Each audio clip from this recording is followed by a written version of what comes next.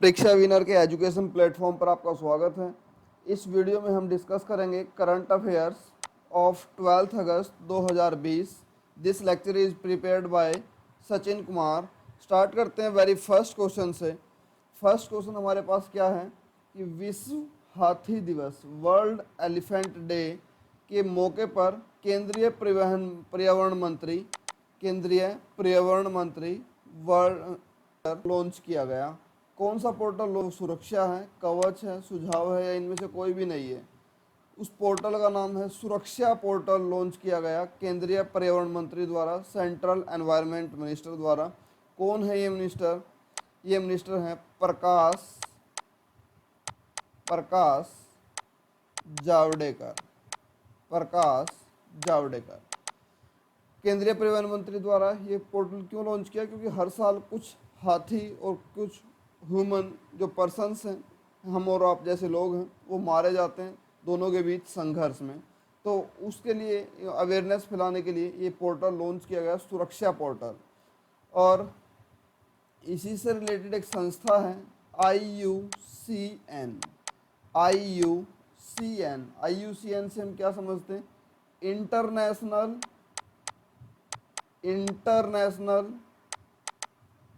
Union for conservation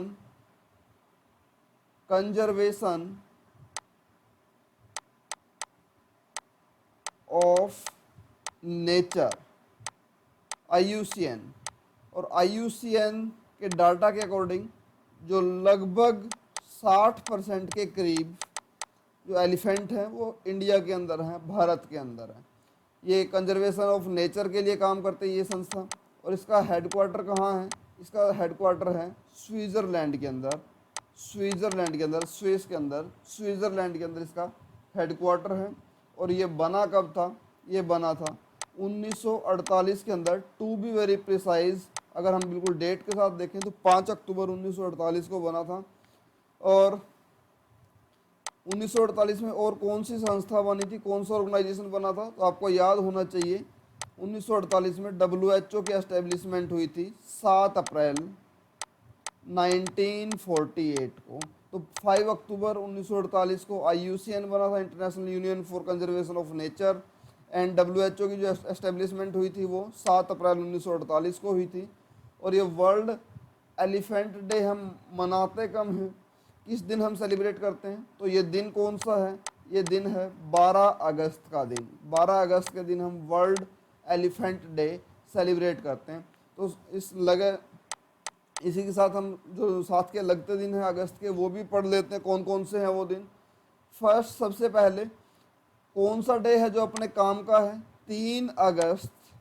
3 अगस्त को कौन सा डे सेलिब्रेट करते हैं? वो डे है world Sanskrit day. World Sanskrit day 3 तारीख को सेलिब्रेट करते हैं। उसके बाद 6 तारीख को कौन सा डे है? हम सभी को पता है, हिरोशिमा डे।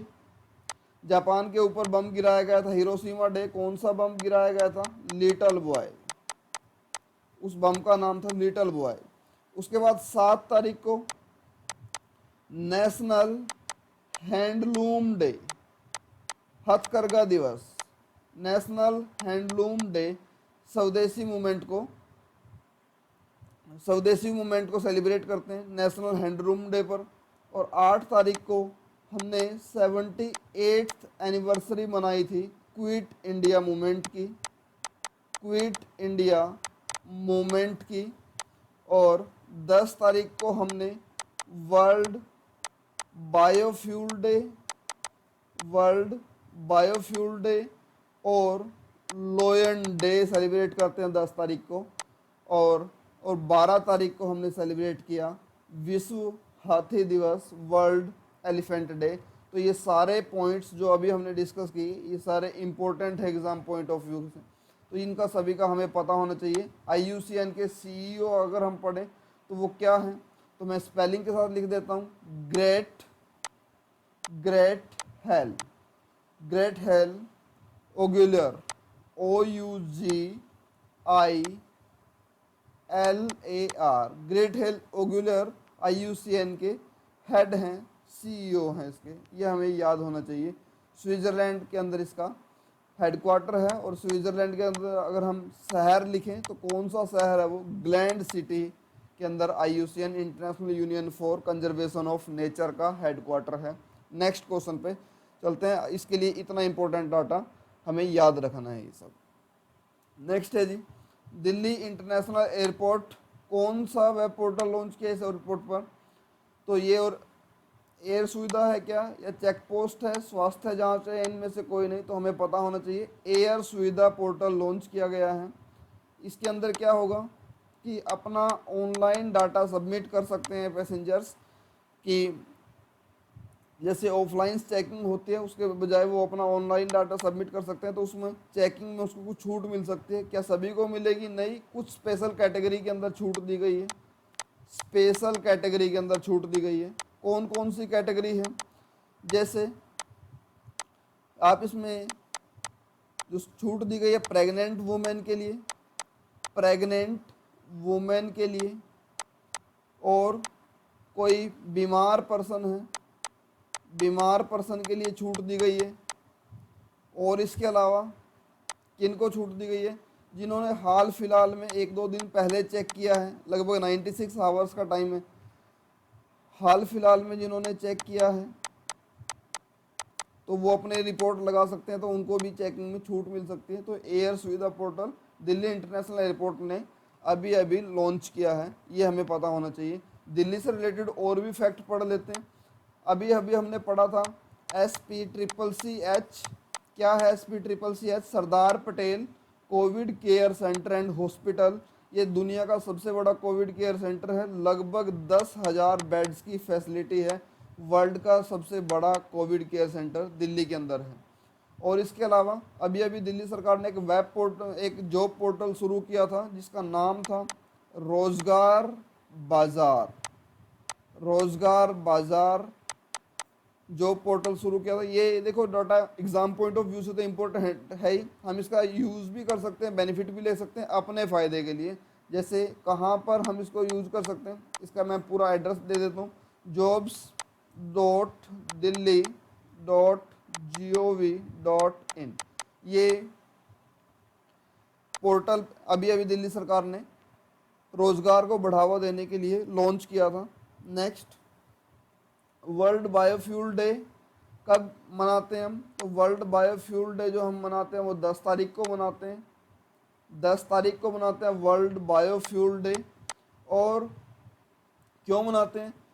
फ्यूल कंजम्पशन को रोकने के लिए। फ्यूल कंजम्पशन यानी कि जो हमारे पास लिमिटेड सोर्स हैं उनको बचाने के लिए, बायोफ्यूल के फील्ड में हम लोगों को मोटिवेट करने के लिए, अवेयरनेस फैलाने के लिए हम वर्ल्ड बायोफ्यूल डे सेलिब्रेट करते हैं।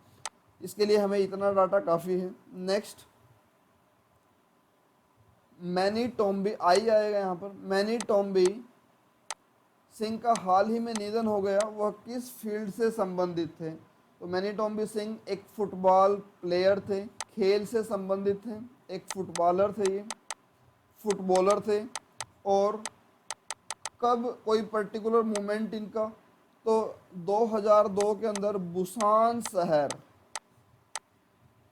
बुसान शहर कहाँ पर है? साउथ कोरिया के अंदर, साउथ कोरिया के अंदर बुसान शहर है। 2002 के एशियन गेम हुए थे, उन एशियंस गेम का हिस्सा रहे थे मैनी टॉम्बी सिंह। तो इनका निधन हो गया, ये हमें याद रखना है। अब इस शहर के नाम से एक और नाम आता है बोसान, BOSAN। ये शहर बुसान साउथ कोरिया के अंदर है। बोसान जो शहर है वो पाकिस्तान के अंदर है। तो एक सिंगल अल्फ़ाबेट से पूरा का पूरा मैप चेंज हो जाता है। तो इसका हमें याद रखना है BUSAN। ऑप्शन में आपको इस तरीके से कंफ्यूज करके दिया जा सकता है, इसको आपको याद रखना है। नेक्स्ट है जी, आत्मनिर्भर मध्य प्रदेश शिक्षा और स्वास्थ्य। ये वेबिनार का उद्घाटन किया गया, किसके द्वारा किया गया? डॉक्टर हर्षवर्धन, रमेश पोखरियाल निशंक, राजेश भूषण, या इनमें से कोई नहीं। सॉरी, जो ये किया गया ये हमारे शिक्षा मंत्री के द्वारा किया गया। कौन है हमारे शिक्षा मंत्री? Education minister, human and resource HRD minister, human resource development minister Ramesh Pokhriyal Nishank तो इनके द्वारा किया गया। ये डॉक्टर हर्षवर्धन, ये कौन पर्सन है? तो ये अपने हेल्थ मिनिस्टर हैं, हेल्थ मिनिस्टर हैं। साइंस मिनिस्टर भी यही है। राजेश भूषण, राजेश भूषण अपने हेल्थ सेक्रेटरी हैं, हेल्थ सेक्रेटरी, हेल्थ सेक्रेटरी हैं, स्वास्थ्य सचिव हैं। और ये अपने एजुकेशन मिनिस्टर हैं, एजुकेशन मिनिस्टर हैं। तो रमेश पोखरियाल निशंक के द्वारा इसको लॉन्च किया गया, शिक्षा और स्वास्थ्य के फील्ड में ईज करने के लिए, आसानी करने के लिए, लोगों को अवेयर करने के लिए ये पोर्टल लॉन्च किया गया, आत्मनिर्भर मध्य प्रदेश। इसको याद रखना हमें। नेक्स्ट है जी, कौन सी राज्य सरकार ने तकनीक के क्षेत्र में अनुसंधान को बढ़ावा देने के लिए बोस्टन ग्रुप के साथ एक एमओयू साइन किया है? मध्य प्रदेश, राजस्थान, कर्नाटक और आंध्र प्रदेश। तो ये किया है आंध्र प्रदेश की सरकार ने। आंध्र प्रदेश से रिलेटेड फैक्ट हमें पता होना चाहिए कि आंध्र प्रदेश से रिलेटेड फैक्ट क्या है, लेकिन उससे पहले देख लें कि ये क्यों किया गया ये एमओयू साइन। एमओयू साइन इसलिए किया गया है ताकि जो आईटी, इंफॉर्मेशन टेक्नोलॉजी की फील्ड में रिसर्च को बढ़ावा देने के लिए और जॉब्स क्रिएट करने के लिए, रोजगार को बढ़ावा देने के लिए और रिसर्च को बढ़ावा देने के लिए ये एमओयू साइन किया है। अच्छा, क्या आप बता सकते हैं, कई बार एक वर्ड यूज होता है एमओयू और कई बार एक वर्ड यूज होता है एग्रीमेंट। तो एग्रीमेंट और एमओयू में कोई डिफरेंस? तो मैं बता देता हूँ। एमओयू जो है, सॉरी, एमओयू जो होता है वो एक एग्रीमेंट जो होता है एक दो पक्ष के बीच में, दो पार्टी के बीच में एक लीगल एग्रीमेंट होता है। लेकिन एमओयू दोनों के बीच में एक समझौता होता है जिसको अपने अपनी सुविधा के अकॉर्डिंग वो आगे बढ़ा सकते हैं या उसको बीच में हम स्किप भी कर सकते हैं, तोड़ सकते हैं रिलेशंस को। एमओयू एक मेमोरेंडम अंडरस्टैंडिंग, एक अंडरस्टैंडिंग के बेस पे किया गया एक रिश्ता होता है, लेकिन एग्रीमेंट एक लीगल एग्रीमेंट होता है। इन दोनों वर्ड्स में डिफरेंस है। तो आंध्र प्रदेश की सरकार ने ये एमओयू साइन किया है। आंध्र प्रदेश के जो सीएम है वो अब वाईएसआर जगन मोहन रेड्डी हैं, जगन मोहन रेड्डी, जगन मोहन रेड्डी हैं। और यहाँ के गवर्नर कौन हैं आंध्र प्रदेश के? इनका नाम मैं लिख देता हूँ, बिस्वा भूषण, बिस्वा भूषण हरिचंद्रन, हरिचंद्रन, आर नहीं आएगा, चंदन, बिस्वा भूषण हरिचंदन, ये गवर्नर है यहाँ के। और क्या पढ़ सकते हैं इनके अलावा हम? अभी अभी वुमेन एंटरप्रेन्योर्स के लिए जो SC ST schedule caste category से बिलोंग करती हैं उनके लिए एक पोर्टल लॉन्च किया था, एक स्कीम शुरू की थी आंध्र प्रदेश की सरकार ने। नाम क्या है उसका? नाम है YSR चयुक्ता, ये स्कीम। और अभी अभी एक स्कीम और शुरू करेगी आंध्र प्रदेश की सरकार, YSR असारा। ये स्कीम जब लॉन्च होगी तो उसको डिटेल में डिस्कस करेंगे। अभी सिर्फ अनाउंसमेंट हुई है, YSR चयुक्ता स्कीम लॉन्च हो चुकी है। और इसके अलावा आंध्र प्रदेश के बारे में क्या पढ़ सकते हैं? या भाषा के आधार पर, लैंग्वेज के बेस पे, भाषा के आधार पर गठित होने वाला देश का पहला राज्य है आंध्र प्रदेश। ये सारे पॉइंट्स हमें आंध्र प्रदेश के बारे में पता होने चाहिए। नेक्स्ट, वोल्टर रोगर मार्टोस रूज किस देश के नए प्रधानमंत्री बने? तो ये नाम आपको याद रखना, काफ़ी डिफिकल्ट सा नाम है। वोल्टर रोगर मार्टोस रूज ये किस देश के नए प्रधानमंत्री बने? क्या फ्रांस के हैं, ऑस्ट्रेलिया के हैं, श्रीलंका के हैं या पेरू के हैं? तो याद रखिए पेरू के नए प्राइम मिनिस्टर बने हैं वोल्टर रोगर मार्टोस रूज। फ्रांस के कौन हैं? फ्रांस के नए प्राइम मिनिस्टर, क्या आप मुझे बता सकते हैं फ्रांस के नए प्राइम मिनिस्टर कौन बने? तो मैं आपको यहाँ पर मेंशन कर देता हूँ, जीन कार्टेक्स फ्रांस के नए PM बने हैं। और प्रेसिडेंट की अगर हम बात करें तो इमैनुअल मैक्रोन यहाँ प्रेसिडेंट हैं फ्रांस के। फ्रांस के कैपिटल की अगर हम बात करें तो पेरिस है। ऑस्ट्रेलिया के प्राइम मिनिस्टर कौन हैं? Scott Morrison, Scott Morrison and capital is Canberra. Capital is Canberra. Sri Lanka के जो प्रधानमंत्री हैं वो कौन है? महिंदा राजपक्से। राजपक्से। और जो प्रेसिडेंट है यहाँ के वो कौन है? गोटाबाया। गोटाबाया राजपक्से। और कैपिटल क्या है श्रीलंका की? वो है सिरी जयवर्धने। सिरी जयवर्धने पुरी कोट्टे। सिरी जयवर्धने पुरी कोट्टे। और पेरू का हमने पढ़ लिया, वोल्टर रोगर मोर्टोस। रूस यहाँ के प्रधानमंत्री हैं और यहाँ की जो कैपिटल है वो है लीमा। और कैपिटल है ये। और यहाँ की जो करेंसी है जो यहाँ की वो है सोल। ये सारे पॉइंट्स हमें बिल्कुल याद होने चाहिए। एक ही क्वेश्चन के अंदर हम कम से कम 10 से 12 क्वेश्चन पढ़ने की कोशिश रहती है, ताकि हमें अलग अलग से डाटा ना पढ़ना पड़े। रिलेटेड फैक्ट पढ़ेंगे तो ज़्यादा जल्दी से याद कर पाएंगे। नेक्स्ट है जी, कौन सा देश रजिस्टर्ड कोविड-19 वैक्सीन बनाने वाला पहला देश बना? तो कौन सा देश है वो? रूस, अमेरिका, चीन और भारत। तो ये देश है रूस। और यहाँ के जो प्रेसिडेंट हैं वो हैं व्लादिमीर पुतिन। और ये 2036 तक रूस के प्रेसिडेंट बने रहेंगे। तो रजिस्टर्ड कोविड-19 वैक्सीन यानी कि वहाँ के स्वास्थ्य मंत्रालय ने इसकी मंजूरी दी है। और एक इम्पोर्टेंट पॉइंट, जो व्लादिमीर पुतिन की बेटी है उनको ये फर्स्ट वैक्सीन की डोज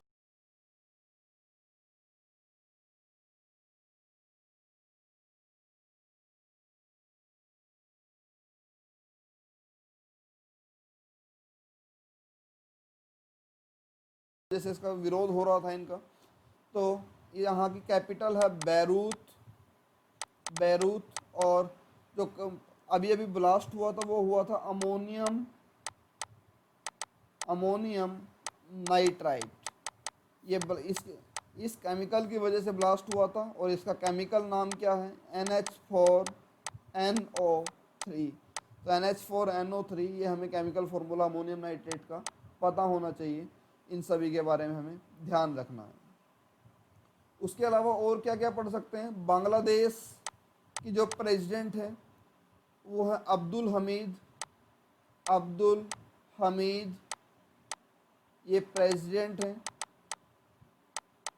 और जो यहाँ के प्रधानमंत्री हैं वो कौन है बांग्लादेश के? वो है शेख हसीना। और सीरिया के जो प्रेसिडेंट है वो कौन है? बसर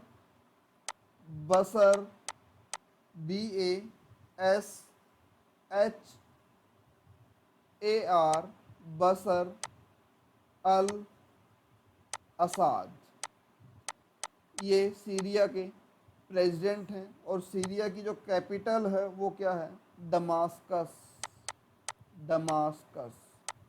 दमास्कस यहाँ कैपिटल है। और यहाँ की जो करेंसी है वो है पाउंड। तो ये सारे फैक्ट्स हमें पता होने चाहिए। नेक्स्ट है जी, अलेक्जेंडर लुकाशेंको किस देश के छठी बार राष्ट्रपति बने? क्या बेलारूस के बने हैं, इजराइल के, जापान के या सिंगापुर के? तो आपको पता हो कि ये बेलारूस के छठी बार राष्ट्रपति बने हैं। क्या नाम है इनका? Alexander Lukashenko. इजराइल के राष्ट्रपति का क्या नाम है, क्या बता सकते हो आप? काफ़ी फेमस पर्सन है, रूविन रिवलिन। जापान के प्रधानमंत्री का नाम क्या है? शिंजो एबे। और सिंगापुर के प्रधानमंत्री का नाम क्या है? ली हिसेन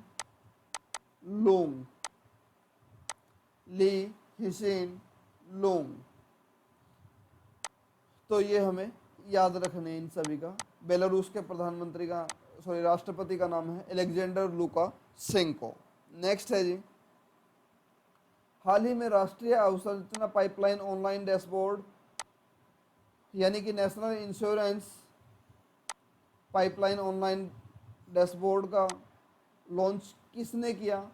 क्या डॉक्टर हर्षवर्धन ने किया, निर्मला सीतारमन ने किया, राजेश भूषण ने किया, या फिर हरदयाल प्रसाद ने किया?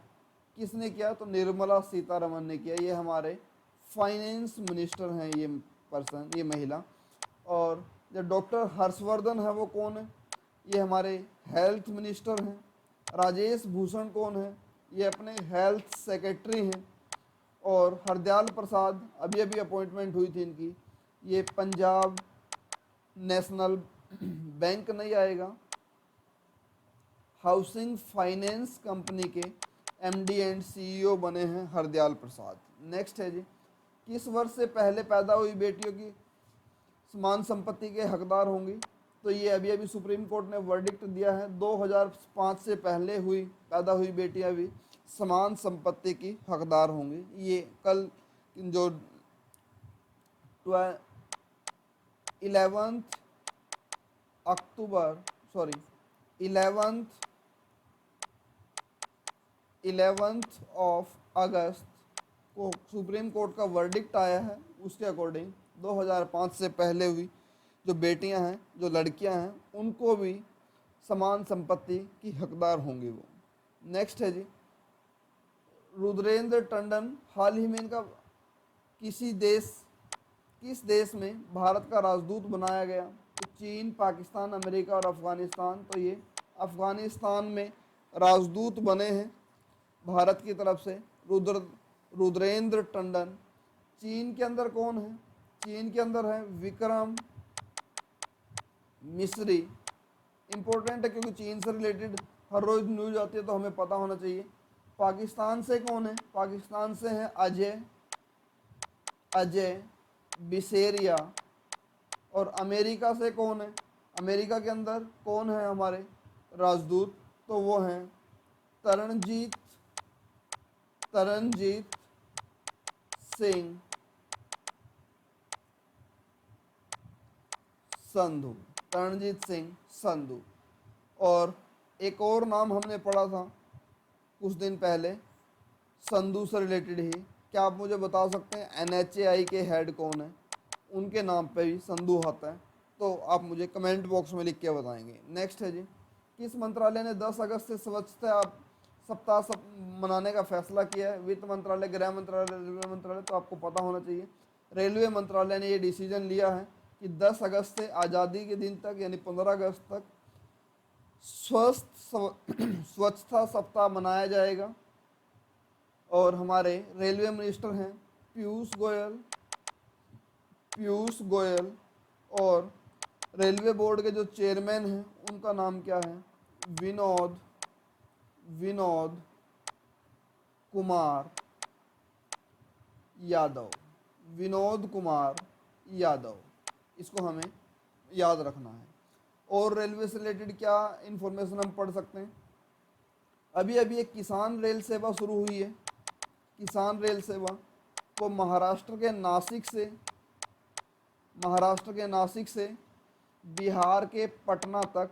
किसान रेल सेवा से मतलब क्या होता है? क्या इसके अंदर पैसेंजर नहीं ट्रैवल करेंगे? नहीं, इसके अंदर बिल्कुल पैसेंजर नहीं ट्रैवल करेंगे। इसके अंदर जो एग्रीकल्चर मटेरियल हैं जैसे कि फ्रूट्स, वेजिटेबल्स, इनकी सप्लाई होगी किसान रेल सेवा के अंदर।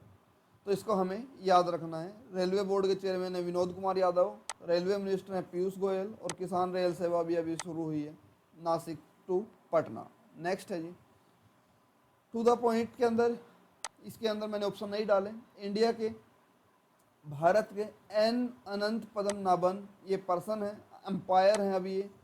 तो इनको आईसीसी के पैनल में शामिल किया गया, यानी कि इनकी प्रमोशन हुई है। तो इसका हमें याद रखना है, अनंत पद्मनाभन को आईसीसी के पैनल में शामिल किया गया है। तो आईसीसी से रिलेटेड फैक्ट हम देख लेते हैं। आईसीसी का हेडक्वार्टर जो है वो दुबई शहर के अंदर है। और दुबई को अगर हम टू बी वेरी प्रिसाइज बिल्कुल लिखें तो यूएई के अंदर आता है, यूनाइटेड अरब अमीराट्स के अंदर। और इसके सीईओ कौन है, क्या बता सकते हैं? तो हमें याद होना चाहिए मनु सहने, SAWHNEY। और इससे रिलेटेड फैक्ट हमें एक और क्या पता है कि इसके अंदर 104 मेंबर कंट्री हैं, जिसमें 12 फुल टाइम मेंबर हैं और जो 92 हैं वो पार्सली हैं। तो यहाँ तक हमें पता होना चाहिए। तो ये थे आज के करंट अफेयर्स। इसको कम से कम 1 से 2 बार रिवाइज करिए, काफ़ी सारा डाटा डिलीवर करने की कोशिश रहती है, हाई क्वालिटी करंट अफेयर्स आप तक लेकर आने की कोशिश रहती है। तो अगर वीडियो पसंद आए तो लाइक करिए वीडियो को, अगर पसंद नहीं आए तो डिसलाइक करिए, और क्यों किया कमेंट बॉक्स में लिख के बताइए क्यों डिसलाइक किया। और चैनल को सब्सक्राइब करिए बेल आइकन प्रेस करके, ताकि आपको नोटिफिकेशन टाइम से मिल सके। आज के लिए इतना ही। घर पर रहिए, सुरक्षित रहिए, और ज़रूरी काम ना हो तो बाहर मत निकलिए, और अपना बेहद ख्याल रखिए। धन्यवाद।